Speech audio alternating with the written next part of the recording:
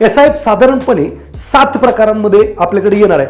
पहिला प्रकार आहे equity long short. Equity long short मध्ये काय करणार आहेत ते की 80% इक्विटी असणार आहे त्याच्यामध्ये, 80% इक्विटी, 20% मध्ये मग ते मनी मार्केट इन्स्ट्रुमेंट बरंच काय घेतील. आता 80% इक्विटीमध्ये ते काय करणार आहेत लॉंग शॉर्ट म्हणजे काय आहे तो माल विकत घेणं म्हणजे लॉंग आणि नसलेला माल पण विकणे म्हणजे शॉर्ट. म्हणजे मला वाटतं की रिलायन्स वरती जाईल तर मी त्याला लॉंग झालो आणि मला TCS वाटतं की खाली जाईल तर मी त्याला शॉर्ट करणार.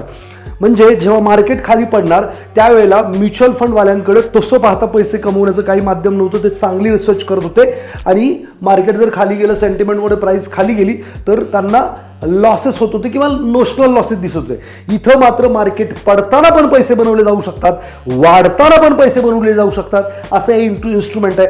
थोडंसं म्युच्युअल फंडपेक्षा हाय रिस्कमध्ये येऊ शकेल, बट याचं रिटर्न पण तुम्हाला चांगले मिळू शकतील. डाऊन साईड याच्यामध्ये प्रोटेक्टेड केलेली आहे. हे इक्विटी आहे, लक्षात घ्या. अशा 7 प्रकारचे SIF आहेत. स्पेशलाइज्ड इन्व्हेस्टमेंट फंड याला म्हणतात. जर तुम्हाला माहित नाही आणि तरी तुम्ही बसलेले आहात वाट बघत, घरी येऊन तर तुमच्या कोणी सांगणार नाहीये खाली मला SIF टाईप करायचं, माझी टीम तुम्हाला एक फॉर्म पाठवेल, तो भरायचा आहे आणि SIF बद्दल पूर्ण माहिती करून घ्यायची आहे.